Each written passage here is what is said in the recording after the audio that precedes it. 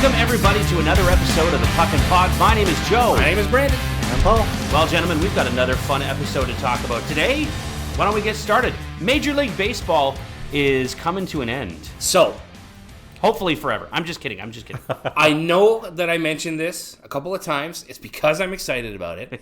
But I get to see the Jays next week in Toronto against the Red Sox, which could have playoff implications. And I found out something so cool this week.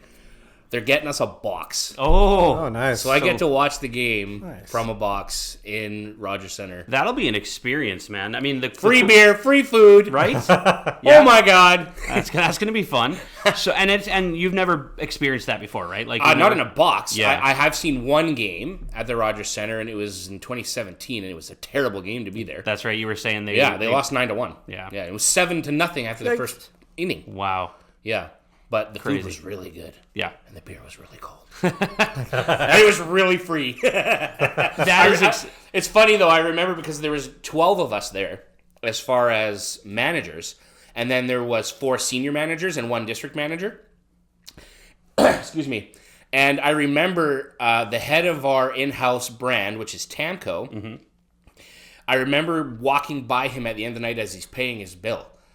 And I basically remember he's an English guy. Yeah. And I remember him getting the bill and he goes, "Oh, you effing kidding me." As he hands over his credit card. Just That's looked hilarious. at the bill from us. It was like $5,000 or something. Like, it was just insane. But I mean, beers are $18. Yes. Yeah. Even in 2017 they Yeah. were. Yeah. Right? It doesn't surprise me at all. So anyway, I'm excited. I've been trying to pick apart the Jays rotation just to see who was going to pitch that night. But I mean, they've been kind of switching it a little bit, so I don't really know. The best part about this is that this game's going to mean something, right? It potentially. Yeah. Yes, Yeah. absolutely. Coming close to the end of the season. The Jays are doing really well this year. It's kind of surprising to watch. But yeah, this is going to be fun for you to witness for sure.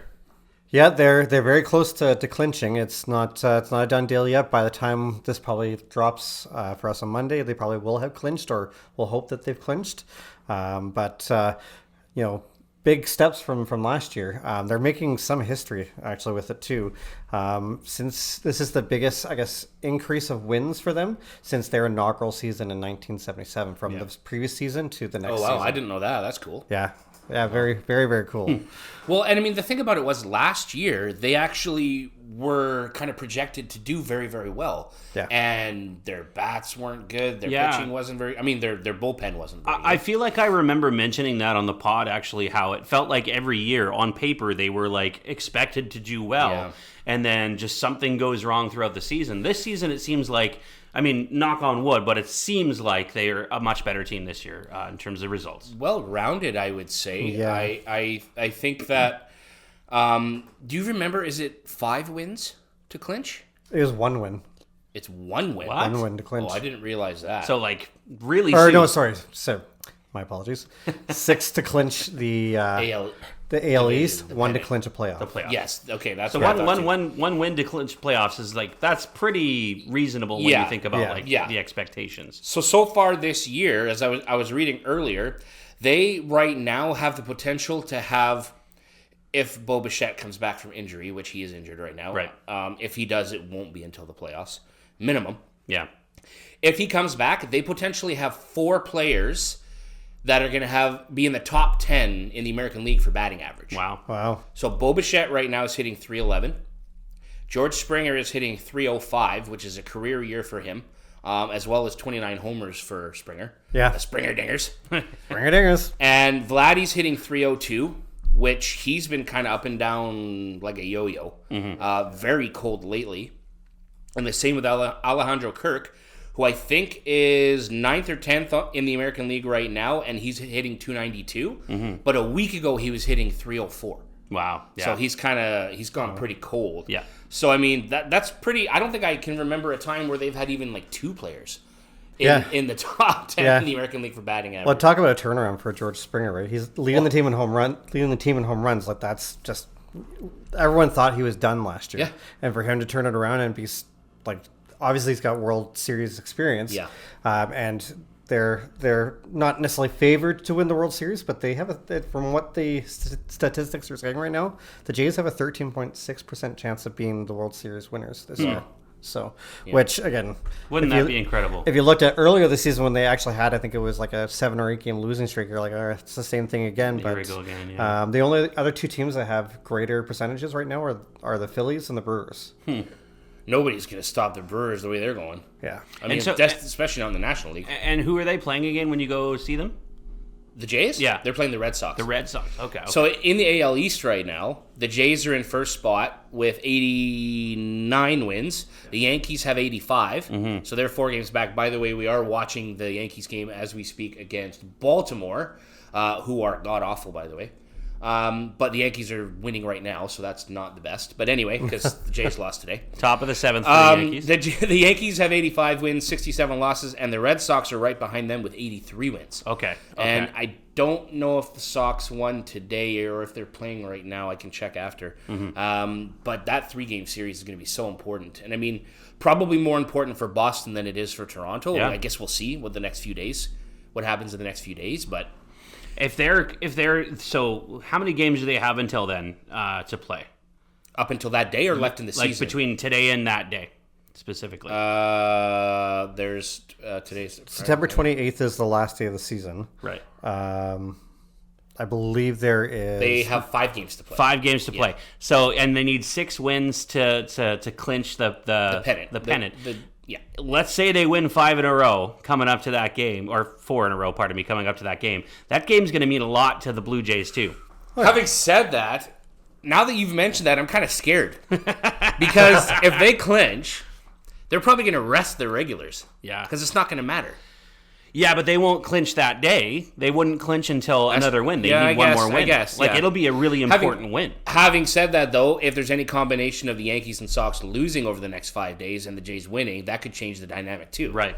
So, man, now I'm kind of nervous. Is it 9 games that are left in the season? 9 games. 9. Yeah. There's as of today, there's 9 games. 9 So games, how many games do they play in a year? Like 140 something? 162. 162 Almost games. double the games that the NBA and NHL play. Yeah. NHL's raising their stakes too next year. I think not this coming year, but the year after. Is it 84 games? 84 games. The NHL's doing it too. Yeah. They're going to shorten the preseason by 2 games and lengthen the regular season by 2 games. If you watch half the people in the MLB these days, though, you don't really have to be in shape. So yeah, it's different games. Especially if you're a pitcher. So. It's not as taxing on the body. It's funny though when you think about the fact that they do play double headers too, and a lot of times, and you're just like, wow, how do they do that? But like you say, it's not always the same players and stuff. I just think of classic like Bartolo Colon, who's like 6 foot 3.5 bones on the mound. Just like if he were to fall over, man, he would be 7.4 on the Richter scale. Holy cow, that guy like, coming at you. David Wells back in the day too. He was a big guy. Oh, he was big. Yeah. I mean, Babe Ruth was a big guy, wasn't he? That is true. Yeah. But so the Blue Jays season is coming close to an end. They've got a lot to play for between now and the end of the season. So it's going to be exciting baseball to watch. And by the time this podcast airs, they could only need 2-3 more wins basically before they clinch a pennant. One more win and they clinch the playoffs, and that's really all they want at this point. Like really, that's what the fans want anyway.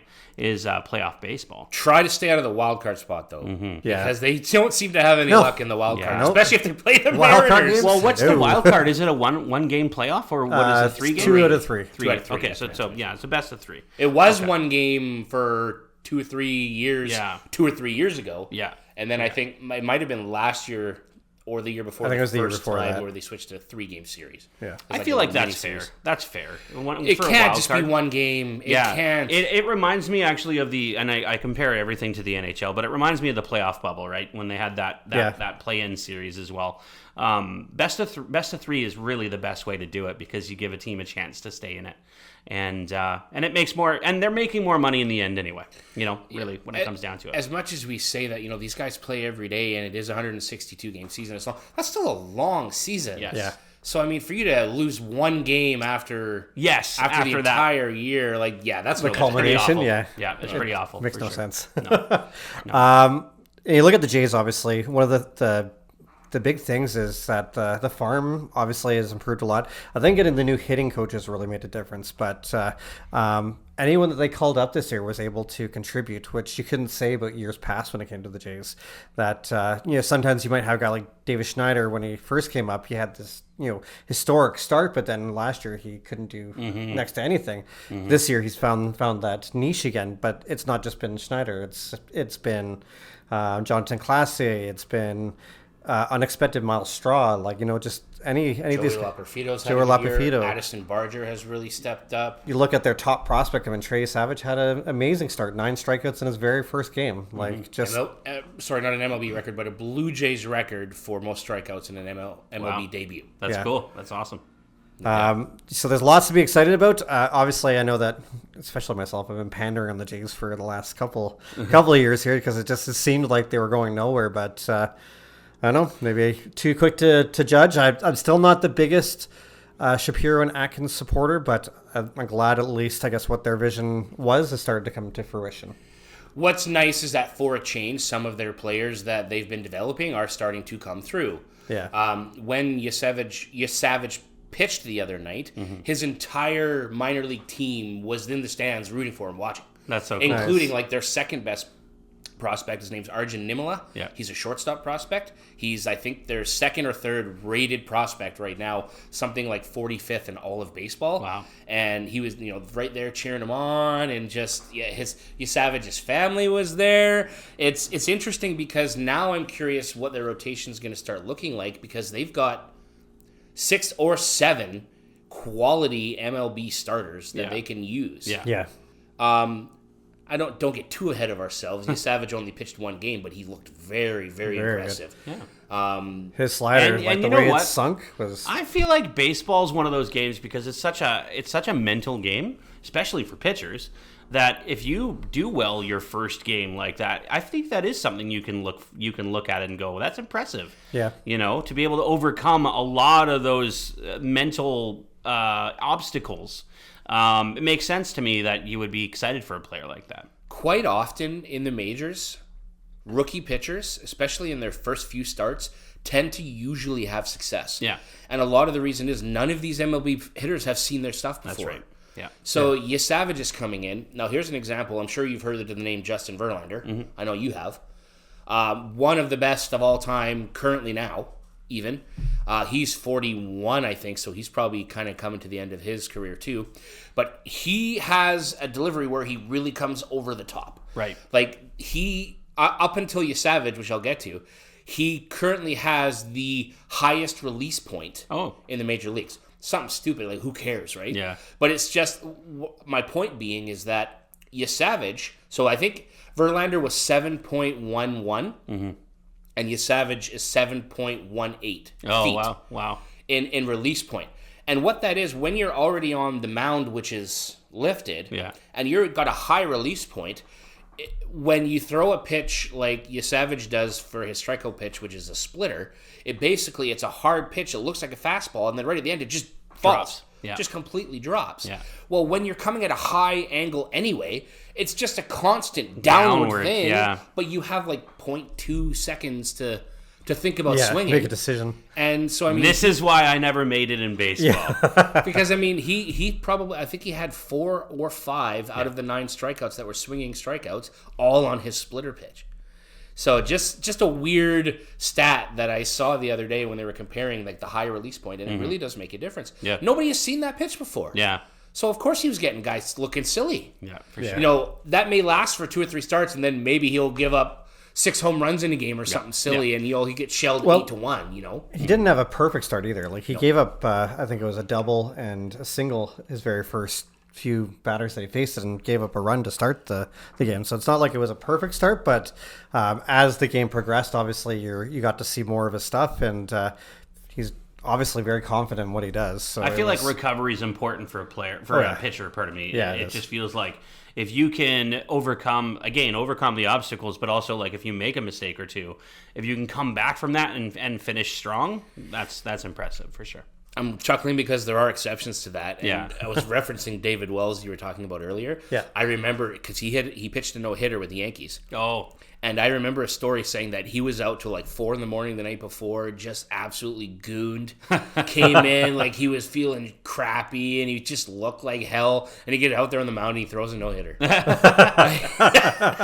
guy who's already 300 plus pounds, just looks like a slob, but then just he had it that day. Yeah, I think a lot of that too comes from like just the idea of like, you know, nobody's gonna look down on my play. You know, like, I'm gonna just do what I can to make sure I'm gonna do whatever I want. I'm Exactly. a major league pitcher. Yeah. For him, I guess it's getting gooned. You know, Phil Kessel's eating hot dogs, right? So. Eating hot dogs. There's always somebody. Hot You got like Dennis Rodman out there. Yeah, it's the same idea. Yeah. What do you think about their bullpen situation? Obviously the tough month that Hoffman had was a big scare, iffy, I guess, if you want to put it that way. Like you're giving up wins in the ninth. No fan's gonna enjoy watching that. Yeah. So For reference, Joe, Jeff Hoffman is supposed to be their closer, Right. And he's given up the most home runs this year in the 8th inning or later, and it's 15. So your closer pitches maybe once every couple of days, and 1 inning. I was going to say, is it two. usually like the 7th inning they put him in? Or No, the 8th inning? if you're up, usually your closer doesn't come in till the 9th. Right. But he's given up 15 home runs in the last 2 innings of the game, which is top in the major leagues. Yeah. And I think he's given up like 6 in the last month alone. yeah. So he's kind of, I think Schneider keeps wanting to put him out there because he is a good pitcher, but something's just not clicking right now. His release point, maybe he's tipping something. People are catching, other players are catching up on that. Surprised that also Louis Varland's been struggling since acquiring him from the deadline as well. He was pretty lights out for Minnesota, but I guess maybe he's having a hard time adjusting to the system in Toronto. I don't quite know. Maybe there was less pressure in Minnesota because they weren't really playing like a playoff team this year. Yeah. Obviously, you need those guys that you expect to make an impact to show up come playoff time. So I'm hoping whatever is going inside some of these closers' heads, of the relievers' heads, that a guy like Pete Walker can help them iron through it. And we go far this year in the playoffs. I would like to see, World Series, obviously. Obviously, yeah. I mean, that's the dream. But I know a lot of Blue Jays fans just want to see him in the playoffs, right? I mean, they've been up and down for so long. It just feels like that's the thing they're missing. And even the last 2 times that they've made the playoffs, they've been in that play-in series, basically the wild card series, and they've lost both times. Yeah. Haven't won a game, kind of. Haven't won a game. Yeah. So there you go. Toronto fans are a little used to that, I think, when it comes down to Just it. stop. Just stop. I don't mean that 7 as out of a, 9 you know, years. Just stop, says the guy who cheers for a team who doesn't make the playoffs. Exactly. I'm not chirping. But Yes, you are. It's okay. yeah, maybe a little. All right. But no, so with the Blue Jays where they are at, how does that compare to the rest of the league? Like with the season coming to an end, who are we looking at the top of the league right now? Because I know the Blue Jays were on top of the league at one point this year. Right now, like the playoff picture, if you give me 2 seconds here. I believe the Brewers are the team that are leading, and the Jays played a series against them a month ago, and a lot of the talk during the broadcast and during the games was the fact that the Brewers are having so much success with players who aren't really star players. Same type of thing is that all of their young players that they've drafted and developed came at the same time, and they're just playing for each other. Yeah. They're a low market team. They don't have a budget. They're not paying these guys very much money, but they're just playing. So Kind of reminds you of Moneyball a little bit. yeah. Kind of, yeah. So my point being is that a team like the Brewers that construct their team that way, if they're not successful this year or next, those players are going to get stupid money in free agency, and then they're not going to play for the Brewers anymore. Yeah. That's right. Pittsburgh Pirates, who is my dad's favorite team, has been facing that for decades. They're just a low-budget team. Yeah. So a guy like Paul Skeens, who's probably the best pitcher in the MLB right now, he's going to be there for how long? Couple more years, and then he's going to get $85 million a season somewhere else. The Dodgers probably. His contract will run up, and he'll go. And he'll go somewhere else because Pittsburgh can't pay him. So, well, I think that's been part of. It's funny how you could look at a team like the Tampa Rays. It's the same thing. They've been a relatively low budget team, and they've produced players that seem to make it through. They're a playoff team, but give them 2 or 3 years, they're off playing somewhere else. It's kind of sad that you have that dynamic, but that's the MLB. Besides being a sport to watch, it's a business, and some owners do a really good job of marketing their team and being able to make money off of them, and then invest that money further into the team and getting crowds to come. Yeah, for sure. To allude to Paul's point earlier, the standings as of right now, the Brewers are in first place, and this is in the league. Right. Excuse me, the entire MLB, not the National League or American League. The Brewers are in first place, 93 and 59. The Phillies are in second place, 91 and 62, and the Jays are in third place with 89 and 64. Yeah, the season was to start today. Yeah. If it was the playoff is to start today. Yeah. Blue Jays and Tigers would get the bye in the first round. The wildcard series would be the Astros versus the Red Sox, and then the Yankees versus the Mariner in the AL side. Yeah. And then if you were going NL, Brewers and the Phillies obviously have the bye there. It'd be Dodgers versus the Mets, and then Cubs versus the Padres. It's crazy to me that the Blue Jays haven't clinched a playoff spot, and they're the top 3 in the league right now. It just obviously goes to show how tight the standings are. In Major League Baseball, you can be a 500 team and make the playoffs. It's kind of like football that way. Yeah. Whereas in hockey, it's not likely that's going to happen. In basketball, it's not likely that's going to happen. But the CFL is an interesting one because the CFL, there's only so many teams. Literally, like one team doesn't make the playoffs. That sucks. Yeah, like you're that one team. There might be 2, but I'm pretty sure it's because there's 9 teams. So because it's an odd number, like one team doesn't make it and everybody else gets to play. Yeah. I think it used to be only 4 that made the like playoffs, that, but they had to have more teams so that they can. Yeah, they're one game series. Yeah, there's one game series. You're not gonna watch 2 days of playoffs and then you're done, kind of thing. Like, it doesn't make any sense. So, yeah. Can I talk a little bit about the CFL? Or are you cool with that? I just thought of we haven't talked about the CFL at all this year, except at the beginning of the season. But I was really excited about the BC Lions this year, and I remember your excitement. Actually, it's unfortunate, but they've had such an up and down year, and their biggest problem, like they don't have a problem scoring touchdowns. Their offense is great. The defense has been hurting them like you wouldn't believe, and the big rhetoric specifically around the team is that Mike Benavides, who is their defensive coordinator, is the problem because he's running the same plays over and over and over again. This is the thing that I'm hearing from fans, right? And I tend to agree. Like, I watch it and I'm like, why are you guys doing the same thing over? Like, come on, try something new here.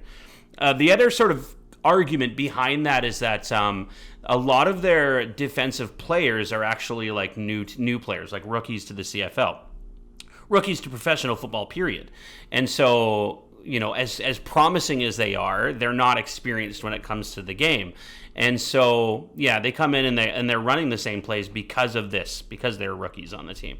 So the argument can kind of go both ways. I really do think that, they made some trades recently, literally within the last couple of weeks, to bring in some better defensive players. And the last game they played, which was against, I believe it was Ottawa, if I remember correctly, that they just played, they ended up winning, luckily. However, I say this with an asterisk because they had a big lead going into the fourth quarter and gave up a lot of points in the fourth quarter. And this has kind of been a repetitive thing for the Lions this year specifically. They'll come into a big lead near the end of the game, and then they'll give up multiple touchdowns in the third and fourth quarter just to lose the lead and lose the game. Yeah. So this is kind of the deal with them this year. It does look like they'll probably make the playoffs. I think they have actually clinched already, if I remember correctly. The Grey Cup will be played in November. It always is every year. So we are coming close to the end of the regular season. But, they have a couple more games to play. So, we'll see what happens. If you were to ask me right now who the top team in the league is, I probably couldn't tell you. I would say probably Saskatchewan, just from the way it looks. Rough Rider fans are probably cheering through the Rough Rider. Okay, province. So you guys are going to like this reference, being Leaf fans, but we always say Rough Rider fans are the Leaf fans of the CFL. 100%. But, the argument was kind of going towards the Blue Bombers for a little while because the Bombers were such a good team for so long. Yeah, they were. They were a good team for like 4 straight years, like made the Grey Cup for 4 straight years. So we're just like, no, not again, with the Blue Bombers. But that being said, it is what it is, and it's always funny when you look at a team on paper before the season starts and you think they've got this guy, they've got this guy, they've got this guy, and like I said, offensively they were great. This year, this has been a really great year for them, scoring touchdowns and whatnot. But defensively has been really, really hurting them and giving up those big leads at the end of the games. You cannot do that. You have to hold that lead, and I think that's the issue that they're coming across right now. Well, it looks like Saskatchewan and Calgary are the top 2 teams in the CFL. BC plays Calgary tonight, I believe. Either tonight or tomorrow.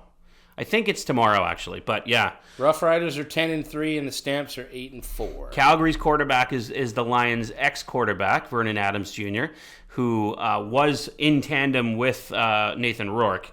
But of course, because Nathan Rourke signed that big contract, there's no place for Vernon Adams on the team. They had to end up trading him away, and so they traded him to Calgary. And I'm sure this year has been great for him.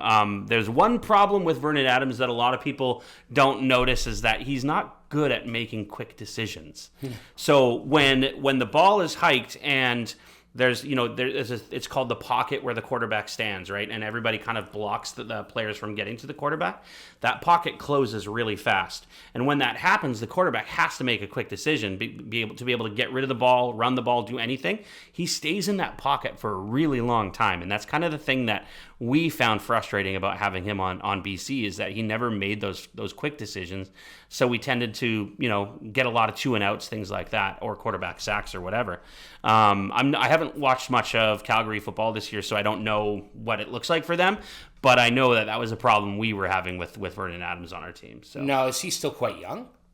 He's no, I think he's in his 30s. I think he's in his. I mean, to me, that's young. But as a player, I think that's he's cutting close to the end there for sure. But the reason I say that is, and I think, correct me if I'm wrong, you guys might know a little bit more than I do, but like a guy, for example, like Peyton Manning, wasn't he known for being patient in the pocket? Yeah, like some players are. Nathan Rourke is a good example. Doug Flutie, I think, did that. Doug Flutie was famous for that. Yeah. But I mean, you have to have a good offensive line. You do. It's a combination of 2 things. You have to have a good offensive line who block really well, but also you have to be able to see the field really well too, because a lot of times a player will run a route this way and another player will run a route this way, and another player will be running a route over here, but you might not be looking here. You know what I mean? Like, you have to be able to see everything. Yeah. And that's something that we as Lions fans have found that Vernon Adams was never very good at. Yeah. Nathan Rourke, on the other hand, is the complete opposite. He's both slippery, he gets out of checks really well, or tackles really well,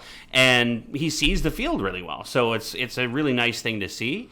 You just need that O-line, the offensive line, to be able to block the defensive line from getting to him just enough time, right? So that he can get the ball away. And you have to have full trust in that offensive line too. Exactly. If you're always feeling a rush to make a decision, you're never going to make the right one. 100%. Yeah, 100%. So, it's been an interesting season for the Lions. We'll see what happens. I mean, like I said, I'm pretty sure they're going to make the playoffs. I don't see a point where they end up losing out, basically. But again, playing good teams, it just depends on how they can close out those games. Yeah. And the game against Calgary is going to be a really important one. By the time this podcast airs, that game will be over. Hopefully they can figure out a way to beat them, but See, and I'm a Stance fan. So. I know, yeah, I believe it. I believe I believe the Stance got it. Yeah. It'll be interesting to see what happens. I won't get to watch because I'll be doing the Clippers game tomorrow. Tomorrow's home opener, so that's right.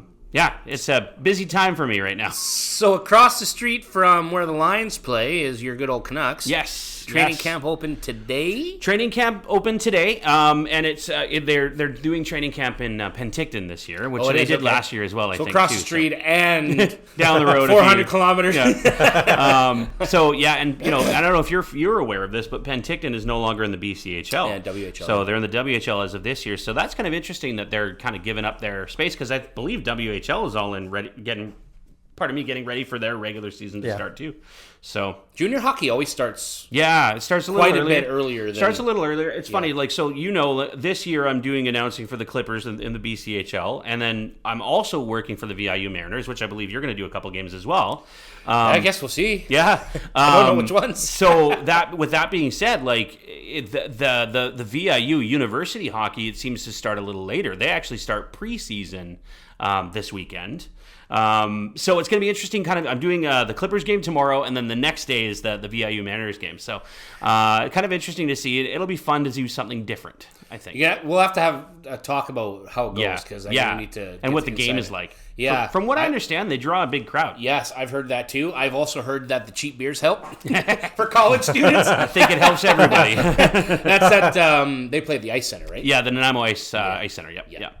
So the same place that the Nanaimo Buccaneers play. So yeah, it'll be fun to sort of see how that goes. I've actually never been to a Mariners game before, so I have not either. Yeah. So it should be fun.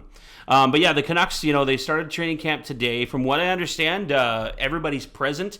There might be 2 players, I believe, that had surgeries that aren't able to participate on the ice, but not like major players. I think one of them is Jet Woo, and another sort of rookie or something that's coming off a surgery. So yeah, from what I'm reading, there's no drama right now, which is really exciting.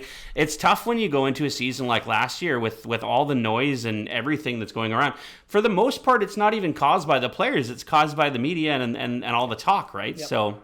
Yeah, it definitely was a frustrating season, even for fans last year. And like we talked about, the Canucks only missed the playoffs by like 6 points or something like that. A couple more wins and they would have been in. So it's really going to be interesting to see what they can do, what kind of structure they play, especially with Adam Foote as their head coach this year. Yeah. I'm looking forward to it. I can't wait to see. It's like a clean slate, right? Yeah, in a way, so exactly. To speak. Yeah. To reference that ideology. Mm-hmm. I'm sure you've probably got more to talk about for the Canucks, but I think from what I've heard, it was sort of the same for the Leafs camp. And Pierre Lebrun was saying that, because he was there today, and he said for the first time in about a decade, it just seemed like there wasn't this anvil sitting on the shoulder of all the players. Yeah. It was light. It was. Would you say that would be because of Marner? Like, is that a Marner thing? I think it's a combination, Joe. I think 3 things. I think that's part of it, because for a couple of seasons, I think behind the scenes, he's probably had a foot out the door. Mm-hmm. I think the players have known that. Yeah. And that's tough when not only is he your assistant captain, but arguably your best player. Yeah. So that's tough when you may have a thought in the back of your head that he doesn't want to be there. Yeah. So I think that is part of it. The other side is Brendan Shanahan's now gone. So right, I forgot about that. There's currently nobody in that position. It's Brad Treliving's team. No more Shanaplan. Yeah. As far as I know, Keith Pelly, who they hired from, I don't know. I can't remember off the top of my head, but a football club over in Europe. That's right. And which probably Manchester or something like that. Tremendous success with. Very smart businessman. But from what I understand, he's pretty much staying out of it. Mm-hmm. And so Brad Treliving now has autonomy to make this his team. Yeah. And they were saying that they think for the first time in a decade, the Leafs team, the GM, the coach, completely on the same page, and they now have the roster that they want. Mm-hmm. Ish. You know, like there's more moves to be made, but it's not the weight of the world on 4 shoulders anymore when it comes to the team. Like there's always the talk about the core 4, and that's because you had like almost 50% of the cap allotted to 4 players. That's true. Yeah. Now that you can spread out a bit of the wealth and you can bring in some additional skill in the other lines, not that they haven't been able to find diamonds in the rough. I think the Leafs have actually done decently with that, but there's something to be said about somebody that's able to put together what 2 other players can do by themselves, kind of thing, and still not be overpaid to do it. When you look at a guy like Nicolas Waugh, who's really well known for his defensive Brandon, capabilities. What name did he just say? I missed that. Nicolas Waugh. Oh, I thought you weren't on board with that. I'm not on board with it. I just repeated what he said.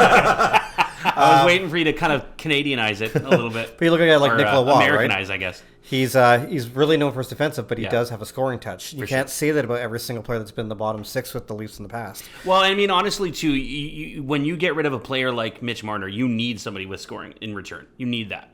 I mean, you can't just have a defender come back and somebody who's going to stop, throw checks and stuff. Like, yes, you need that, but you also need somebody who has some hockey sense to him as well. The nice thing about it, too, is a portion of the cost, right? Like, again, Marner is an amazing player, but he was eating up, like I said, about, 15% of the cap on his own kind of thing. So if you're now able to spread that out into guys like Dakota Joshua, Nicola Waugh, Matias Maccelli.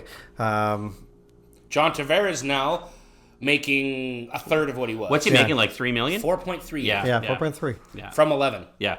It kind of reminds me, it's funny because they're not the same player by any means, but it reminds me of Tyler Myers on Canucks, being that he was making $6 million and everyone was like, get rid of this guy, he's costing too much on the cap. And then he signs for $3 million after that, right? So it's like, okay, $3 million I can handle. I like him now. Yeah. and he's making way less mistakes, now that he's making less money, right? Less pressure on him. Well, nice thing about at least they actually have still some cap space, and they have so many forwards. It's nice to have, I guess, so much.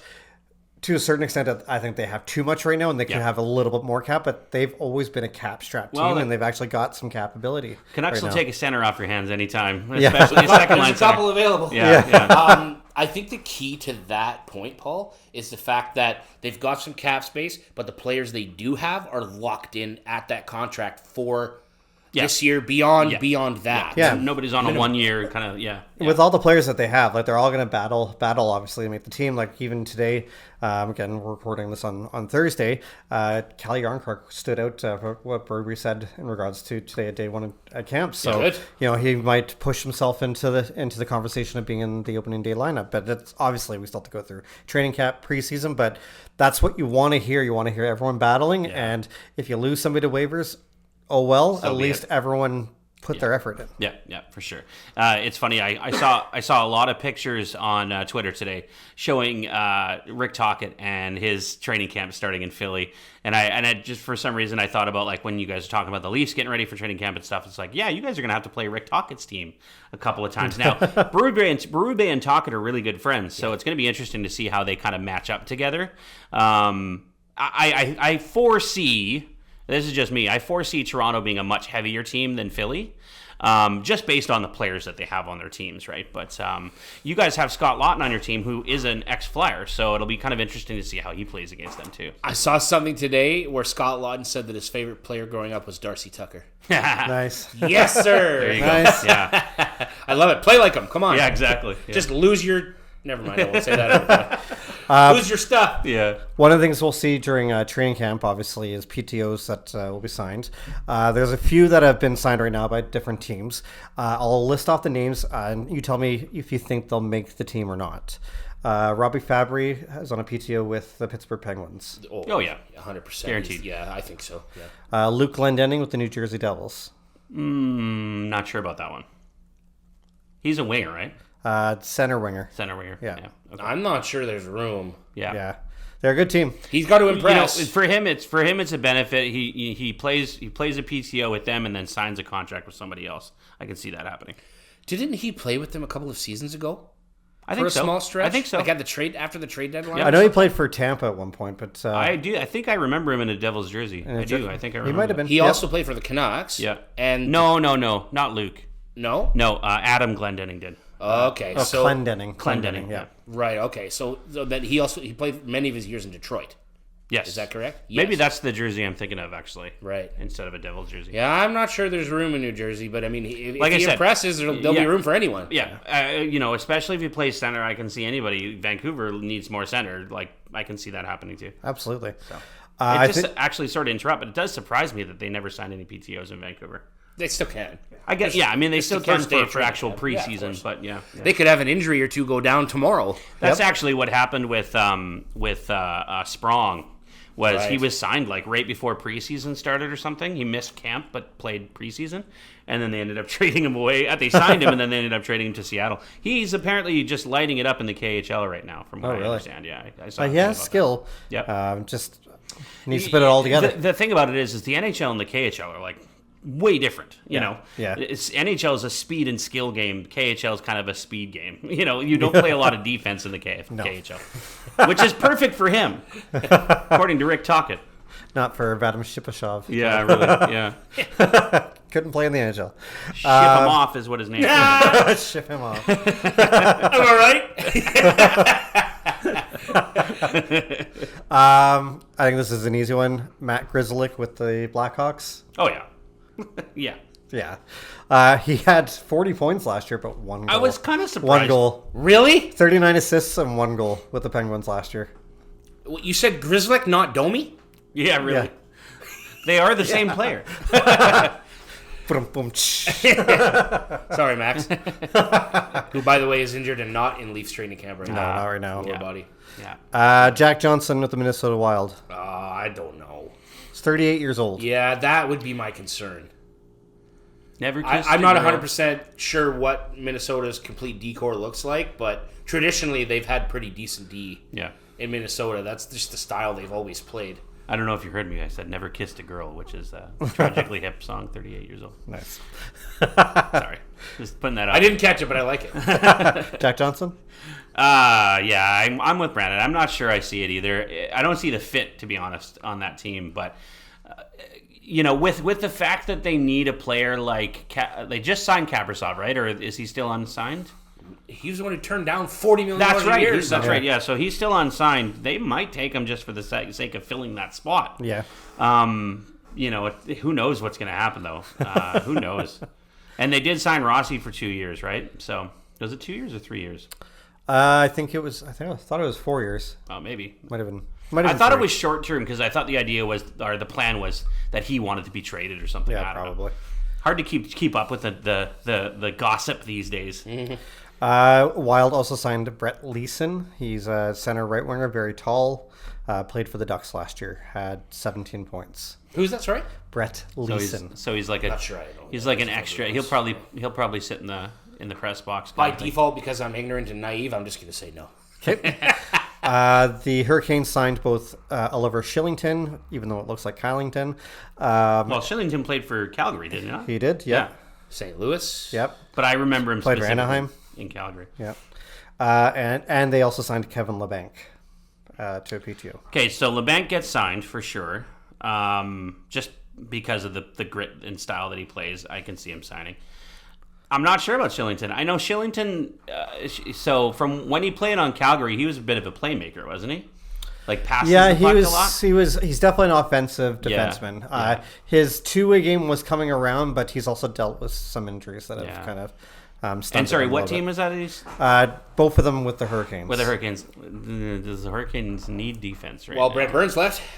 Yeah, true. Well, Shillington does also... he play the left or right side? Shillington? Yeah, Left side. left side. Okay. And Burns was on the left. And he's only wasn't 28. he? Oh no, Yeah, Burns was young a guy. right, But- Burns was a right shot defense. What I will say about Shillington is that he was also in the NHL assistance program. Yeah. Right. I can't remember. I don't know what it was for. If it was mental health or addiction, I'm not sure. I didn't look that far into it. But Well, there was a couple of teams that wanted to give him a shot coming back from that, right? Hopefully they did the research anyway and figured. Yeah, I mean, he played in Colorado last year and then was traded to Anaheim. And I mean, in 19 games, he had 5 points, was a -2. Like he wasn't a key factor. He's probably in and out of the lineup. Having a hard time finding a home to stay. Yeah. Yep. Yeah. You look at old guy coming back as well, and former Oiler, Milan Lucic in the Blues. You think of him as a former Oiler. I find that so funny. Not He was, a million years he was an would I Oiler, ever he was say a that. Flame, he was Bruin. King, A Bruin. and then a Bruin. Bruin, Yeah. That's where he made his name for himself. Yeah. You should know that, Joe. You want to cut? I know. I do know that, but I mean, I know it too because he's famous. He's infamous for his being from Vancouver and getting into fights and stuff at the Roxy because that's what people do these days when they go to. He had signed actually PTO with the Bruins back in 23-24, but had to pull out because he also went into the assistance program. That's right. Yeah, that's right. Yeah, I do remember that actually. Yeah. Yeah, he might be a Talkett type player that could play on the bottom line, but I guess it really depends. Or not Talkett, Not sorry. talking. Wait, he just signed in Philly? Montgomery. There we go. I was That's what thinking meant that to too. say. Like, Philly. Sorry. Yeah, he likes. Well, yeah, Jimmy Boy likes his big boys too. Yes, he does. I mean, St. Louis market's sort of the same way, right? Berube was there before, And they like that hard-nosed big boy hockey. I think that's the thing when it comes to hockey in general, is it is like an old boys game, and a lot of the coaches, that's their style, and they stick to it no matter where they go, right? Do you think that it's kind of gone full circle, though? Because, I mean, 70s and 80s, it was all about intimidation. Even 90s, really. Yeah. It was all about intimidation.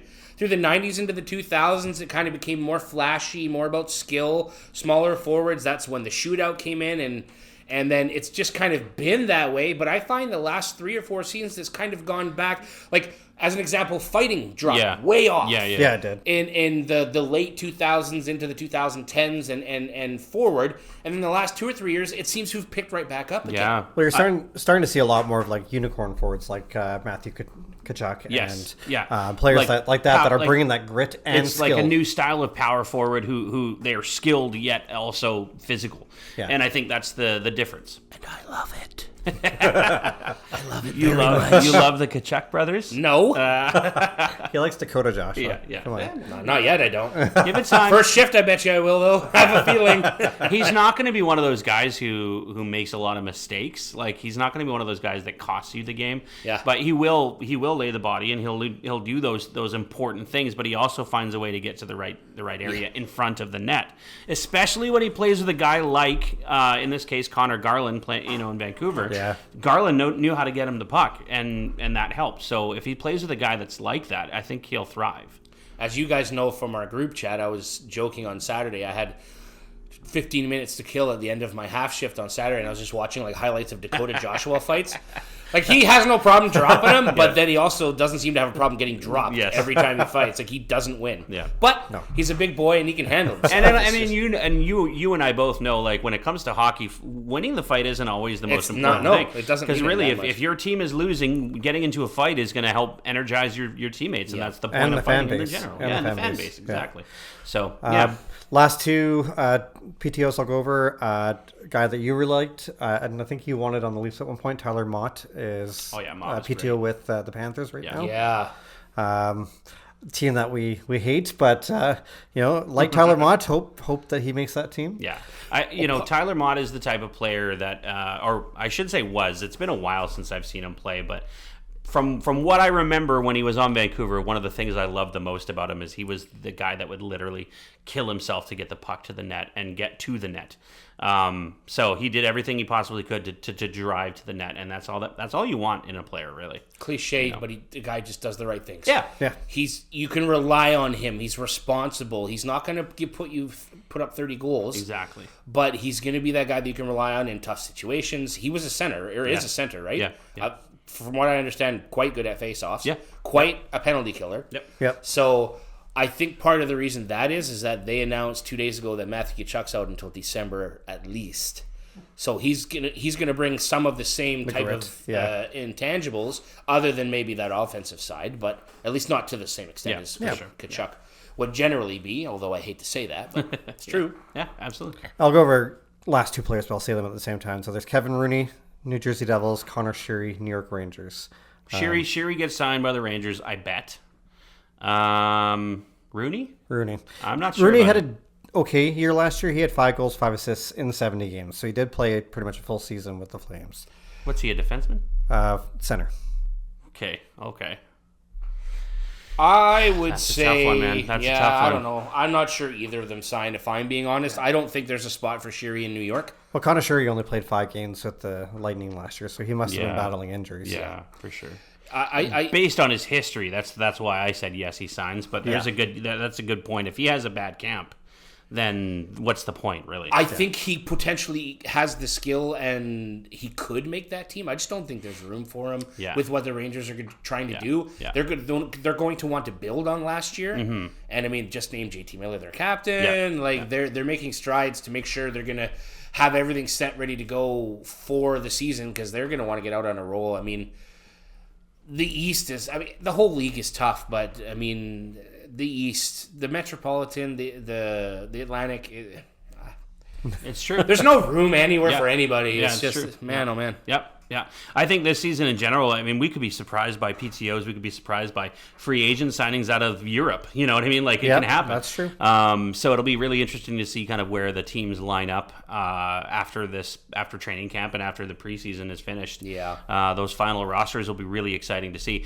Boys, before we continue on with anything else, and we've only got about 10 minutes left, I would like to bring up one thing that we have not yet talked about, I think, at all this podcast, and maybe we talked about it once, but the Vancouver Whitecaps soccer team. I'm very impressed with them this year, and in particular, they have recently signed the top player in Germany. His name is Thomas Muller. He's come to Vancouver and he's played, I think, about 4 games so far. He's scored about 15 goals. Not actually. Wow. He scored a hat trick literally on his birthday a couple of nights ago, playing against the top team in the league, which is Philly. They beat them 7-0, right? So you're looking, before Thomas Muller came onto the team, they were having an incredible year already. Yeah. So to bring in the top player in Germany to come and play for your team and, basically be the kind of glue that is going to help drive this team for the playoffs. It's incredible. It's something that Vancouver sports fans haven't seen since probably 2011 with the Canucks, and the way that the team is gelling, the way the team is playing. It's actually exciting to watch. I know you're not much of a soccer fan, but it is exciting to watch as somebody like me, who I'm just a sports fan in general. I love watching good teams play, especially teams that happen to be from my area. But yeah, the Vancouver Whitecaps have been incredibly impressive this year. One of my customers talks about it all the time when they come in because he has season tickets. Yeah. So he loves soccer. He loves the Whitecaps. It's really cool to watch. Me and Charlie will sit down and we'll watch the game. And one of my favorite things about it is, I don't know if you've ever seen it or even been there for a game. Their PA announcer, when they score, he always goes, "Goal!" on the microphone, and it just reverberates around the whole building because the way the stadium is set up, it's so huge that the sound echoes, right? It just sounds really cool. I was like, man, I would love to be there for a goal, and just hear that. Yeah. And that's the kind of thing that gets you psyched, eh? Like just watching that kind of stuff. And this guy, like, scoring a hat trick on his birthday is pretty incredible. Now, to be fair, a few of his goals have been penalty kicks, but again, he scored a header to put the ball in the net. I think his third goal, his hat trick goal, his last game was a header. So he does make the right plays, and he passes the ball so well. Oh my gosh, it's just like they have a thing called a through ball, which is basically like, let's say a defender's here and you're here and your partner's here. He's going to run past the defender. You're going to kick the ball past the defender, through it, and then he's going to catch up to the ball, basically, and that's how they score the goals. He does that so well. He sees the field so well and sees where guys are going and stuff like that. It's just really incredible. Offside is tricky in soccer too, so you got to worry about that. Yeah, the ball has to get there before you do, basically, is the rule. So it's fun. So if you haven't had a chance to check out the Whitecaps, I definitely recommend it. It's fun. It's fun to watch, and it's fun to watch teams win. I've always wanted to go to a soccer game. I haven't done it yet. So I remember watching World Cups and stuff like that back in the late 90s, early 2000s. Yeah. Guy was it Zinedine Zidane? Zidane. The guy who headbutted the guy. Yeah, that's right too. He was a great player though. Yeah. He helped France win that I watched World Cup. I watched that game, and he got a red card. I was like, oh my god. Headbutted him right in the chest. Yeah. I think it injured the guy. He was gone for for a while. Yeah. Ooh.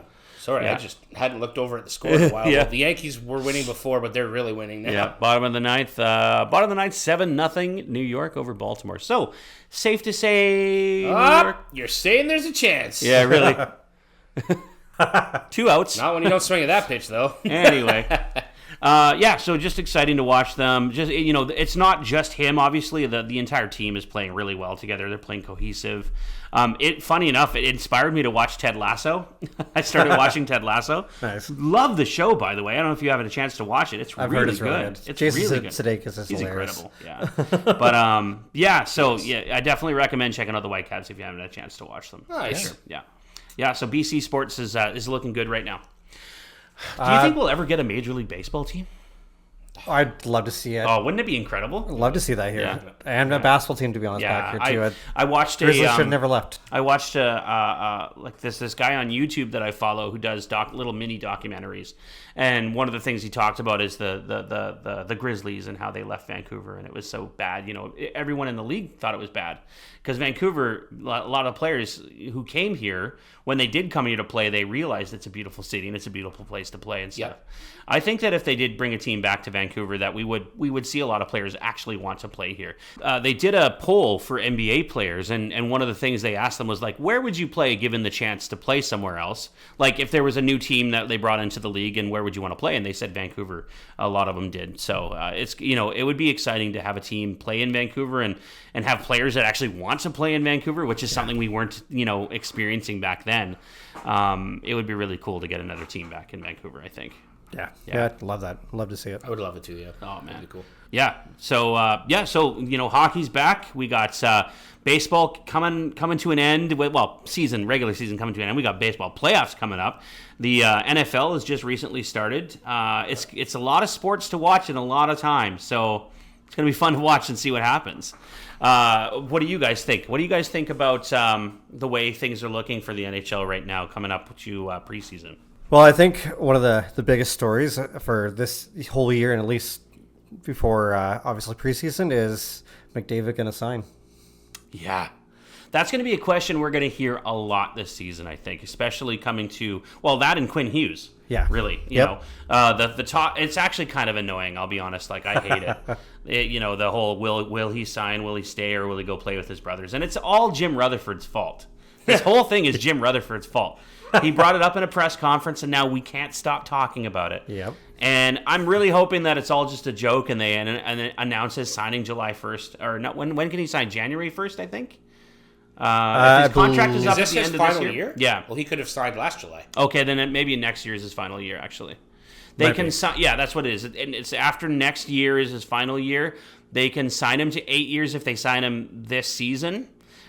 Before, what is it, July 1st? No, July 1st is when you can sign an extension. Yeah, so he's giving... No. What I mean by that is... I know exactly what you're saying. Yeah. He's got a year after this year, right? Yes. He can only sign an extension for the following on July 1st. That's right. Yeah, and that's right. he will only be able to sign for 7 years. He'll only be able to sign for 7. The 7-year thing doesn't kick in until September, I believe.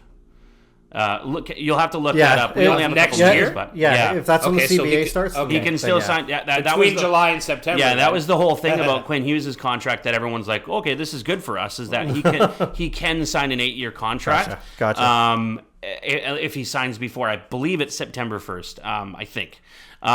We'll figure that out for another podcast. Of course, they got a 2-month window then. Yeah, exactly. All right. If Connor, I mean, they're gonna throw the bank. Of course. Everything's going his But way. he has the control though. Yes. if Connor McDavid does make it to free agency next year, what do you think he signs for? $20 What do million. I think he signs for? $20 million. AAV.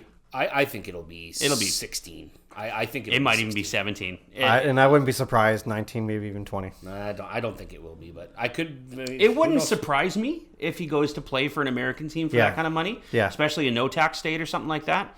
Especially a place where he's not going to be recognized everywhere he goes. Or friggin' Edmontonians aren't going to maul him everywhere he goes. I think he wants to be recognized, though. I don't know. I think that too. But, I mean, you would think that. But at the same time, you watch behind the scenes when people are, like, seeing him in public and stuff. I remember the playoffs, I think it was last year, it might have been the year before, where he was out getting beer celebrating one of their wins to go into the next round. And he was just being grabbed on by people and stuff. Like, he's got beer outside the liquor store. Yeah. It's probably Millwoods. Shouldn't have gone there, buddy. Yeah, really. I mean, maybe that's on him, right? But, it's just crazy to me, like, that people don't give him the space, like, be a human being. One of my work colleagues is a big Oilers fan, and he told me something the other day I thought was interesting that could play into fact that I don't think has been reported at all, is that Connor McDavid's wife apparently just opened a nightclub in Edmonton, and above that is like, I can't remember what he said, it's some sort of like fabrication shop or like fashion shop, fashion design, like above. So, I don't know. Yeah. The fact like that, sure, I'm sure she could run it from Boston or Florida or something like that. He can stay in Edmonton for us, But yeah, no, it definitely, it does add a lot of speculation to everything, and that's the media loves that. So it is what it is. But gentlemen, I'm afraid that's all the time we've got for this episode. Hopefully, you guys had a great time. I know I did. Hopefully you had a good time too. Before we say goodbye, I just want to say thank you for watching the podcast. Make sure you check us out on all the avenues at which you can check out our podcast, which is, of course, anywhere you get your podcasts online, or you can check us out on YouTube. We're also available on Rogers TV, so hello to everybody watching us at home there as well. Until the next episode of the Pucknpod, my name is Joe. My name is Brandon. And I'm Paul. We'll see you guys in the next one.